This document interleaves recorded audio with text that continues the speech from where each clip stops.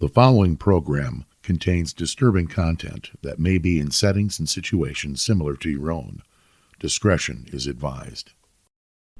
America's heartland, flyover country, shaking dice at the cafe for morning coffee, crop prices and rainfall, a day's work for a day's pay, business conducted on a handshake, where a man is as good as his word, church socials, and town team baseball. But as the sun sets on this piece of Americana, there is no immunity from the darkness. There are things dare not spoken, and thoughts recessed in the corner of a man's mind, masked by the roar of a summer thunderstorm, hidden in the silence of winter snow, yet peering from the darkness in the shadows of the Midwest.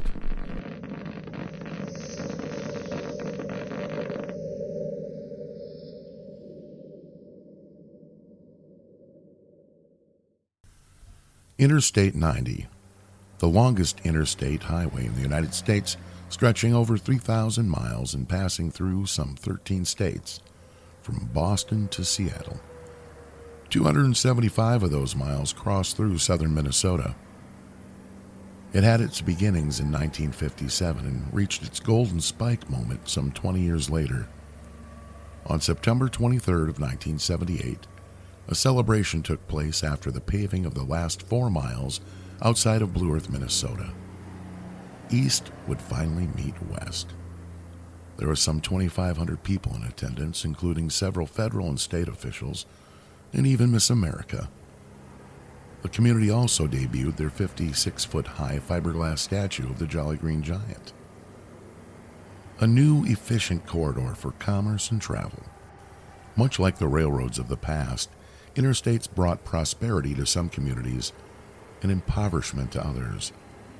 And like those railways moving vagabonds across the country, interstates provided an efficient way for new transients to move. Some seeking dreams of a new beginning, and others seeking victims. This is Shadows of the Midwest, Season 1, Secrets of County Ditch Number 5, Episode 2, A Freeway of Possibilities. On May 30th, 1980, the minds of Americans were focused on the aftermath of the Mount St. Helens eruption as we entered into the 7th month of what was known as the Iranian hostage crisis. While they escaped to Funkytown and laughed through Caddyshack, the slasher genre was brought to the cinematic forefront with Friday the 13th. Lest we forget the murderous husband and father, Jack Torrance, hacking his way through the bathroom door in The Shining. Meanwhile, the heartland of America had, while unnoticed, its own unsettled times. In the days after the discovery of our Jane Doe, investigator Jerry Cabe from the Faribault County Sheriff's Office and agents Bob Berg and Michael O'Gorman of the Minnesota Bureau of Criminal Apprehension began to work the few leads they had. Some of the first calls were made to area agencies in regards to the religious organization commonly known as the Hare Krishna, with the thoughts that the victim's shaved head may have been for religious purposes. The investigators found that contact was limited and believed the organization may have moved closer to Chicago. It was also mentioned that the female members did not shave their heads.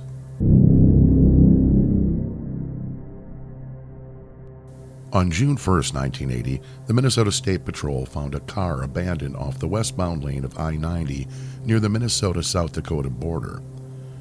It was driven off the roadway and hidden from the view of normal traffic. The exact location was near the Beaver Creek exit on I-90, approximately 2 miles from the South Dakota border. The 1973 Ford Maverick with Arkansas plates was confirmed stolen from Rogers, Arkansas. Found in the vehicle, a pair of sandals, articles of food, a bank bag from Owensboro, Kentucky, and a Worthington, Minnesota newspaper dated May 24th.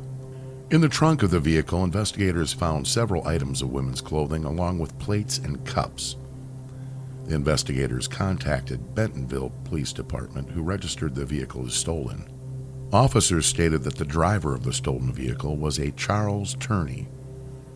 Turney also used the last name of Connor and had previously lived in the Winona, Minnesota area.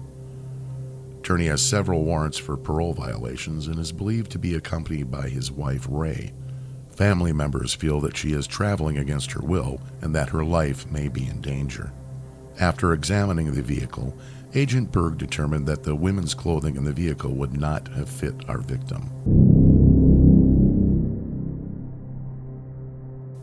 A few weeks later, a rural Martin County resident reported that his son and some of his friends found some odd items in an expansion joint under the County Road 7 bridge that crossed I-90. The boys spotted a piece of styrofoam wedged into an opening. When they removed it, they discovered a gold and white striped pullover sweater along with a Texas ID card. The name on the ID card was Fidencia de Parada of Glasgow Street in Dallas, Texas. Dallas police followed up at the given address, and none of the current residents were familiar with that party.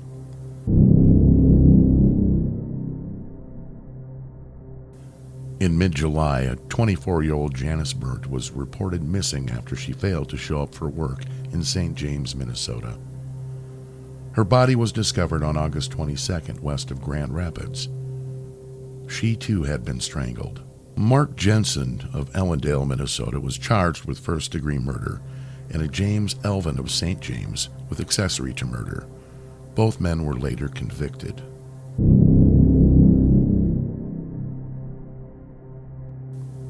At 11:15 a.m. on March 15, 1980, the body of 15-year-old Jill Annette Peters was discovered by a farmer in rural Dubuque County, Iowa. The body was nude, with the exception of a pair of socks which were rolled down around her ankles. The victim was last seen on May 24th, 25 miles away in Bellevue, Iowa. She was walking to a school event at a local park about a mile and a half from her home. Subsequent reports state that she was seen talking to an Hispanic male on the road going to the park. On June 4, 1980, police arrested Albert Lara Jr. He was located at Veterans Administration Hospital in Knoxville, Iowa. Authorities found a 1972 metallic green two-door Mercury in the parking lot. Searching the vehicle, police found items from the victim and numerous items of women's clothing. There were several sets of latent prints that did not belong to Lara or the victim. The Georgia Bureau of Criminal Investigation advised the owner of the vehicle left Dalton, Georgia, accompanied by Lara and an unknown male, en route to Fort Knox, Kentucky. The details of the vehicle theft itself were unknown. Lara stated he had worked a short stint with a carnival in Rockford, Illinois, before entering Iowa on May 14, 1980. Lara confessed to the murder and sexual assault of Jill Peters. During his confession, he made mention of several other homicides and sexual assaults. September 1970, Lara described shooting a man named Dave in the chest near the Hollywood Bowl. The motive being the man was gay. 2 weeks later, Lara admitted himself into the Patton Veterans Administration Hospital. December 1973, Lara stated he was arrested in Duluth, Minnesota for rape and attempted strangulation. After being released, he met a Native American male at the Cozy Bar. The two did heroin together and stated he intentionally overdosed the male. Lara went on to state that in the first 2 months of 1973, he picked up 2 young women in the area of Winona, Minnesota, that he believed were college students. He stated they were picked up separately, but on the same evening. He advised that he raped and strangled both women and assumed they were dead. Shortly after, he checked himself into the St. Cloud Veterans Hospital. He confessed to the staff, who did not believe his story, and eventually released him. In March of 1974, he recalled stabbing a man near downtown Portland, again because he was gay. Lara once again admitted himself into a VA hospital. Lara went on to tell about shooting 2 men in a drug deal gone bad in West Nyack, New York, in December of 1974. In early 1975, he stated he severely beaten an elderly man near the Colorado border while traveling from Las Vegas. Lara confessed to some 30 sexual assaults that he could not recall specific details on.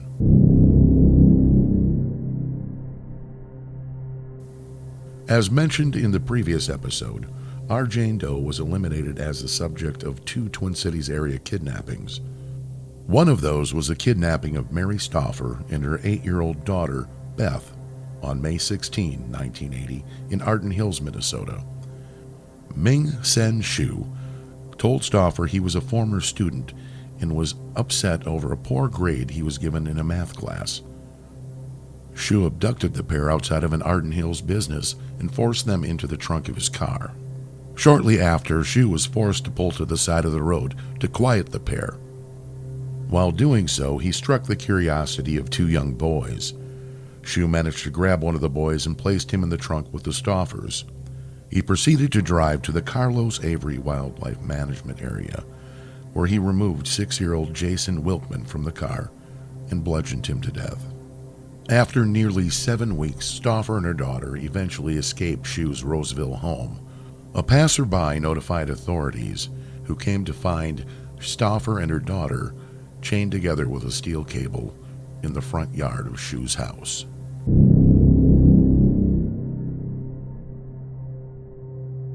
On May 28th of 1980, Deborah Burke was on the phone with a friend when there was a knock on the front door of her South Minneapolis apartment. She ended the phone call saying, "He's here." That was the last that anyone had heard from Deborah or her 10-year-old daughter, Susan, at the time.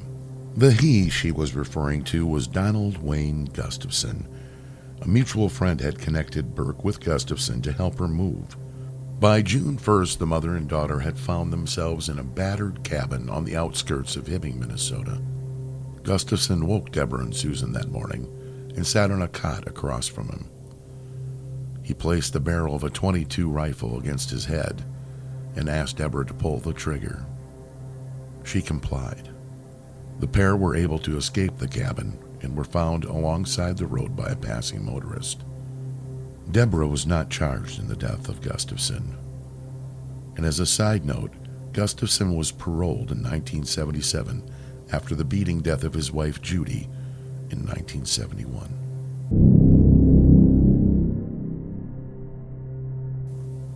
On March 30th of 1980, a Eugene Wilson, 25, of Pulaski, Arkansas, and a Mickey Arrington, 27, of Kansas City, Missouri, abducted 2 Minneapolis women after a late-night party. The 2 women were held in the trunk of a car until they reached Eau Claire, Wisconsin. They were eventually released in Jersey City, New Jersey, where the pair had abducted 2 more women. Wilson was eventually convicted and sentenced to 25 years, running concurrently with another kidnapping sentence in Ohio. Arrington was given a life term for the kidnapping in Minnesota that would run concurrent with a life term in Ohio.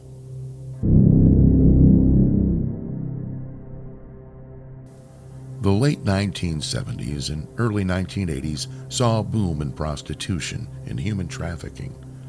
Minnesota made up one end of what was called the prostitution pipeline.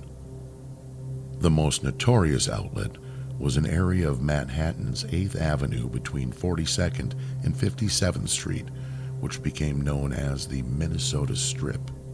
There are several stories of how these young women became entangled in prostitution, and most ended in narcotics and abuse. Some lured by promises, others taken by force. Which will bring us to one last event before we wrap things up. On June 8, 1980, staff from the Bell Motel in Fairmont spoke with police in reference to a man using the name Don Patino, who had skipped out on his motel bill. On May 28th, a housekeeper entered the room to clean. She stated that in her 16 years working in motels, she had never seen a room left in the condition she found room 220 in. She stated when she entered the room, she found matchbooks and burnt matches covering the floor and Kleenex tissue scattered about the room. When she entered the bathroom, she noted blood on the sink, between the sink and the mirror, on and above the toilet, and on the edge of the shower. Substantially more than someone who had cut themselves shaving. She also noted that the blood above the sink and toilet seemed to have had finger tracks through it. There was also clumps of hair found in the sink in strands that appeared to be about 4 inches long. A housekeeper that had entered the room the previous day noted that she found the toilet clogged, all the garbage cans full, and papers strewn about the room, and also Polaroid pictures that covered the bed and floor. She had no desire to see what the pictures contained. On June 10th, 2 women from Fairmont contacted the police after hearing about the murdered woman near Blue Earth. On June 3rd, the women were drinking in the Holiday Inn's hotel bar. They noticed 2 men walk in at approximately the same time, both carrying duffel bags. One of the women eventually spent time talking with one man who stated he was an entertainer who used the stage name D.D. Dillon, whose real name was Don Gattino. In an attempt to impress her, Gattino stated that he was one of the first members of the Playboy Club and presented a card with his name and the number 85 on it. At around the same time, the second woman struck up a conversation with the other duffel bag-carrying man. He identified himself as Larry Lowry from St. Cloud, Minnesota, who was staying at the Holiday Inn while he was in town on insurance business. It was of curious note that the men had similar duffel bags, entered the bar together, but sat at different tables. We will discuss more about D.D. Dillon, aka Don Gattino, in upcoming episodes. And thank you for listening to Shadows of the Midwest. You can reach out to us with comments or questions at shadowsofthemidwest@gmail.com. Be sure to check our Facebook page and YouTube channel for further in-depth information. Please like and share this podcast on your favorite podcast platform. Shadows of the Midwest is written and produced by Joe Kistner for Just Past Nowhere Productions, LLC, 2023. Additional music provided by Matt Webb and the Hutchinson Effect.